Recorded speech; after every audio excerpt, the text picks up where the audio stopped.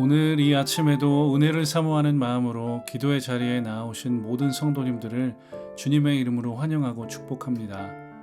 오늘 이 아침에 우리에게 주신 하나님의 말씀은 신약성경 사도행전 24장 1절에서 23절까지의 말씀입니다. 닷새 후에 대제사장 아나니아가 어떤 장로들과 한 변호사 더둘로와 함께 내려와서 총독 앞에서 바울을 고발하니라. 바울을 부르매 더둘로가 고발하여 이르되, 벨릭스가 하여 우리가 당신을 힘입어 태평을 누리고 또 이 민족이 당신의 선견으로 말미암아 여러 가지로 개선된 것을 우리가 어느 모양이로나 어느 곳에서나 크게 감사하나이다. 당신을 더 괴롭게 아니하려 하여 우리가 대강 여짜옵나니 관용하여 들으시기를 원하나이다. 우리가 보니 이 사람은 전염병 같은 자라. 천하에 흩어진 유대인을 다 소요하게 하는 자요, 나사렛 이단의 우두머리라. 그가 또 성전을 더럽게 하려 함으로 우리가 잡아싸우니 당신이 친히 그를 신문하시면 우리가 고발하는 이 모든 일을 아실 수 있나이다 하니, 유대인들도 이에 참가하여 이 말이 옳다 주장하니라. 총독이 바울에게 머리로 표시하여 말하라 하니, 그가 대답하되, 당신이 여러 해 전부터 이 민족의 재판장 된 것을 내가 알고 내 사건에 대하여 기꺼이 변명하나이다. 당신이 아실 수 있는 바와 같이 내가 예루살렘에 예배하러 올라간 지 열 이틀밖에 안 되었고, 그들은 내가 성전에서 누구와 변론하는 것이나 회당 또는 시중에서 무리를 소동하게 하는 것을 보지 못하였으니, 이제 나를 고발하는 모든 일에 대하여 그들이 능히 당신 앞에 내세울 것이 없나이다. 그러나 이것을 당신께 고백하리이다. 나는 그들이 이단이라 하는 도를 따라 조상의 하나님을 섬기고 율법과 선지자들의 글에 기록된 것을 다 믿으며 그들이 기다리는 바 하나님께 향한 소망을 나도 가졌으니 곧 의인과 악인의 부활이 있으리라 함이니이다. 이것으로 말미암아 나도 하나님과 사람에 대하여 항상 양심의 거리낌이 없기를 힘쓰나이다. 여러 해 만에 내가 내 민족을 구제할 것과 재물을 가지고 와서 드리는 중에 내가 결례를 행하였고 모임도 없고 소동도 없이 성전에 있는 것을 그들이 보았나이다. 그러나 아시아로부터 온 어떤 유대인들이 있었으니 그들이 만일 나를 반대할 사건이 있으면 마땅히 당신 앞에 와서 고발하였을 것이요, 그렇지 않으면 이 사람들이 내가 공회 앞에 섰을 때에 무슨 옳지 않은 것을 보았는가 말하라 하소서. 오직 내가 그들 가운데 서서 외치기를, 내가 죽은 자의 부활에 대하여 오늘 너희 앞에 신문을 받는다고 한 이 한 소리만 있을 따름이니이다 하니, 벨릭스가 이 도에 관한 것을 더 자세히 아는 고로 연기하여 이르되, 천부장 루시아가 내려오거든 너희 이를 처결하리라 하고, 백부장에게 명하여 바울을 지키되 자유를 주고 그의 친구들이 그를 돌보아 주는 것을 금하지 말라 하니라. 아멘. 바울은 그를 호송하는 병력과 함께 가이사랴로 향합니다. 가이사랴는 지중해 연안에 위치한 항구 도시입니다. 분봉왕 헤롯이 아우구스투스 황제를 존경하는 뜻에서 로마의 황제인 가이사의 성이라는 뜻을 지닌 가이사랴라고 이름 붙인 도시입니다. 이스라엘을 식민 통치하고 있는 로마의 총독부가 바로 이곳 가이사랴에 있기 때문에 바울은 총독에게 재판을 받기 위해 이곳으로 보내졌고 이제 이곳에 당도하게 되었습니다. 바울은 이미 그의 전도여행 중에서 몇 번이나 이곳에 방문하였고 복음을 전한 적이 있었기 때문에 그에게는 매우 익숙한 도시임이 분명합니다. 바울이 총독 벨릭스에게 넘겨진 뒤 닷새가 지난 뒤에 대제사장과 장로들이 변호사를 대동하여 바울을 고발하기 위해 가이사랴에 도착합니다. 이제 재판은 시작되었고 그들은 세 가지 죄목으로 바울을 고발하고 있습니다. 첫 번째 죄목은 바울이 이 세상, 특히 유대인들의 사회를 어지럽히고 소란스럽게 했다는 것입니다. 두 번째는 나사렛 예수라는 이단의 대장이기 때문입니다. 세 번째로는 성전을 더럽히고 모독한 죄를 들어 총 세 가지의 죄목으로 바울을 고발하고 있습니다. 이러한 고소와 고발로 인한 재판은 바울에게 이제 매우 익숙한 일이 되었습니다. 사실 유대인들이 내세울 수 있는 죄목도 뻔합니다. 그럼에도 불구하고 이 유대인들은 판결의 주체인 로마 정부가 그다지 신경조차 쓰지 않는 자신들의 종교적 이유를 내세우면서 끝까지 바울을 고발하고 있습니다. 자치권을 상실한 식민국인 이스라엘은 이렇게 해서라도 그들의 신념을 행사하고 싶어 했습니다. 예수님을 못 박은 것처럼 바울도 그렇게 죽이고자 하는 것입니다. 방향이 어긋난 신앙이나 신념으로부터 나오는 열심은 이토록 매우 잔인한 결과를 낳습니다. 많은 사람을 고통받게 하고 결국에는 사망에 이를 수 있게 하는 열매를 맺습니다. 바르고 건강한 성경적 신앙을 배경으로 성숙하고 아름다운 신앙의 열매만을 맺어가는 우리의 신앙이 될 수 있기를 간절히 기도합니다. 하나님은 모든 것이 합력하여 선을 이루게 하시는 전능하신 하나님이십니다. 하나님은 지금 이 무의미해 보이는 억지 재판을 통해서 이방 나라인 로마에 예수 그리스도의 복음 전파 계획을 실행하고 계십니다. 원고 측의 고발 내용을 들은 총독은 이제 바울에게 변론할 기회를 줍니다. 바울은 이 세상을 소란스럽게 한다는 죄목에 대해서 자신에게는 그렇게 할 시간조차 없었다고 변론하고 있습니다. 그리고 그들이 문제 삼고 있는 이단적인 사상 또한 오히려 원고 측이 대대로 신봉해왔던 율법과 선지자들의 글에 근거한 합당한 내용들이기에 자신에게는 죄가 없다고 주장합니다. 사랑하는 여러분, 세상에서 복음을 전하다 보면 사람들에게서 예상치 못한 반론이나 강력한 저항과 반발을 경험할 때가 있습니다. 이러한 반응 앞에서 우리는 어떻게 대처해야 할까요? 복음을 향한 뜨거운 마음이나 사명의식, 물론 그것들도 중요하지만 그것으로는 부족합니다.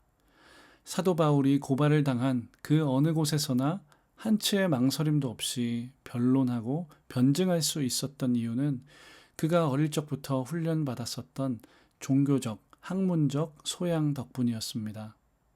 그에게 그러한 소양이 있었기에 성령께서 그를 감동하시고 알맞은 말들을 시의 적절하게 그의 입을 통해 나오게 하신 줄 믿습니다. 우리도 사도 바울을 본받아 하나님의 말씀과 하나님에 대한 지식으로 준비가 되어야 합니다. 하나님의 말씀을 날마다 상고하면서 그 말씀을 깊이 연구하십시오. 그렇게 하다 보면 하나님의 말씀이 우리의 영혼을 사로잡는 것을 느끼실 것입니다. 많은 양이 아니더라도 괜찮습니다. 매일 꾸준한 걸음으로 말씀을 마주하기를 즐거이 하는 사람들에게 하나님은 하나님을 아는 지식을 충만하게 채우실 것입니다. 그러는 과정 속에서 우리 안에는 질문들이 생겨납니다. 그럴 때에 그 질문을 그냥 덮어두거나 외면하지 마시고 주위에 있는 목회자에게 도움을 구하시거나 혹은 책을 통해서 해답을 찾아 나가십시오. 하나님은 그렇게 사는 우리를 사도 바울을 잇는 복음의 전달자로 그리스도 예수의 변증자로 준비시켜 나가시고 사용하실 것입니다. 사도 바울은 계속해서 변론합니다. 본문 말씀 17절과 18절입니다. 여러 해 만에 내가 내 민족을 구제할 것과 재물을 가지고 와서 드리는 중에 내가 결례를 행하였고 모임도 없고 소동도 없이 성전에 있는 것을 그들이 보았나이다. 바울은 2차 전도 여행을 마치고 예루살렘을 잠시 방문했을 때에 구제 헌금을 가지고 왔었습니다. 비록 이것이 유대 기독교 공동체를 위한 구제 사역의 일환이었지만 결국 이것은 자신이 속한 유대민족 전체를 위해 가난한 자들을 도운 행위였다고 말하고 있습니다. 자신이 이처럼 유대민족을 사랑하는 사람이라는 뜻입니다. 그리고 바울은 자신이 성전에서 정결 예식을 행했으며 그 어떤 소란이나 문제도 자신이 있던 성전에서 일으킨 적이 없다는 것을 다른 사람들도 분명히 보았다고 주장합니다. 지금 원고 측이 대체 자신에게 정당하게 물을 수 있는 죄목이 과연 있기는 하냐고 바울은 공개적으로 반문하고 있습니다.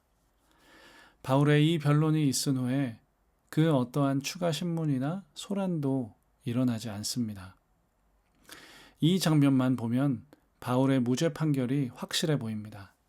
그러나 바울의 마지막 변론까지 다 들은 총독 벨릭스는 이 재판을 휴정시킵니다. 본문 말씀 22절입니다. 벨릭스가 이 도에 관한 것을 더 자세히 아는 고로 연기하여 이르되 천부장 루시아가 내려오거든 너희 이를 처결하리라 하고, 이 사안에 대해 자세히 알고 있었던 벨릭스는 무죄가 거의 입증된 것이나 마찬가지였던 바울 재판에 대해서 왜 확실한 판결을 내리지 않았던 것일까요? 그러한 이유는 세 가지 정도로 추측해 볼 수 있습니다. 첫째는 바울에게 아직 밝혀지지 않은 죄상이 있을지도 모른다고 생각했기 때문입니다. 그리고 두 번째는 바울이 향후에 국가적으로 위험한 일을 벌일 수 있는 영향력이 있는 사람일지도 모른다고 생각했기 때문이었습니다. 세 번째는 천부장 루시아가 예루살렘 지역을 담당하고 있는 사람이고 그가 유대 사람들의 의사를 잘 알고 있기 때문에 무죄 판결을 내렸을 때 생길지 모르는 유대인들의 집단적 반발을 대비하여서 천부장 루시아와 상의해보고 이 사안을 결정해야겠다고 생각했을 수 있습니다. 이러한 사안들을 면밀하게 살피는 것이 당시의 로마 행정관의 주요한 임무였기 때문에 총독 벨릭스는 판결을 유보하게 되었을 것이라고 추측됩니다. 그렇게 바울은 아직 피고인의 신분을 벗어나지 못했기 때문에 여전히 구금된 상태를 벗어나지 못하게 됩니다. 그렇지만 바울에게는 꽤 후한 수준의 자유가 보장되었다고 성경은 기록하고 있습니다. 상식적으로 생각했을 때에는 바울이 얼른 혐의를 벗고 이 구금 상태를 벗어나서 자유롭게 복음을 전하게 되는 것이 하나님 나라에 도움이 될 것 같습니다. 그러나 우리의 기대와 예상과는 다르게 하나님은 바울을 이 상태로 두시고 하나님의 계획을 이루어 가십니다. 이처럼 하나님의 길과 생각은 우리의 것과 다를 때가 많습니다. 때때로 우리에게 닥친 문제적 상황들이 해결되기를 간절히 바라며 기도하지만 해결되지 않는 때가 있습니다. 우리의 마음은 점점 애가 타들어가고 아무리 기도해도 응답을 받지 못하는 것 같아서 우리는 낙심하게 되고 하나님을 향한 원망의 마음이 생기기도 합니다. 그럴 때에 오늘 감옥에 갇힌 바울의 모습을 떠올려 보시기 바랍니다. 하나님의 최선이 우리에게는 비록 최고로 느껴지지 않을 수 있습니다. 해결이라고 생각되지 않을 수도 있습니다. 그럼에도 불구하고 하나님의 뜻과 계획이 완전하심을 믿고 우리에게 주어진 현실을 인내로 견디며 살아가는 우리의 신앙을 하나님은 기뻐하실 것입니다. 우리의 삶이 마치 감옥에 갇힌 것 같을지라도 하나님은 그분의 뜻과 계획을 온전히 이루어 가실 것입니다. 세상이 보았을 때에는 갇혀있는 사람 같지만 실상은 은혜와 진리 안에서 그 누구보다 자유한 자가 될 것입니다. 그런 우리를 통해 역사하시고 우리를 통해 영광 받으실 하나님을 찬양합니다. 아멘. 우리가 있는 지금 바로 이곳이 곧 사명의 자리이며 영광의 자리임을 믿으며 오늘 우리에게 주어진 이 하루를 감사와 경배로 그리고 믿음과 인내로 최선을 다해 살아낼 수 있는 은혜와 축복이 우리 모두에게 충만하게 임하기를 주님의 이름으로 간절히 축복합니다. 아멘. 말씀을 기억하시면서 함께 기도하시겠습니다. 최고와 최선의 하나님, 하나님께 붙들린 인생이야말로 가장 자유하고 복된 인생임을 고백합니다. 갇혀있는 것 같은 우리의 현실 속에서도 하나님은 일하고 계심을 굳게 믿음으로 오늘 이곳에서 하나님 나라를 누리며 하나님의 사명자로 살 수 있도록 충만한 은혜와 사랑을 우리에게 내려 주시옵소서. 이어서 우리의 마음속에 있는 개인적인 기도 제목들과 더불어 사랑하는 우리의 가정과 다음 세대 자녀들 그리고 청년들을 위해 기도하겠습니다. 또한 임시거처에서 예배하고 있는 우리 교회에 하나님께서 예비해 놓으신 아름답고 적합한 예배 장소를 허락해 주시고 예배의 처소를 향해 나아가는 우리의 모든 과정 가운데 하나님의 은혜를 충만하게 경험하게 되기를 기도해 주십시오. 마지막으로 나라와 민족과 온 열방에 하나님 나라가 굳건히 세워지기를 한 마음과 한 뜻으로 간절히 기도하며 나아가겠습니다. 함께 기도하겠습니다.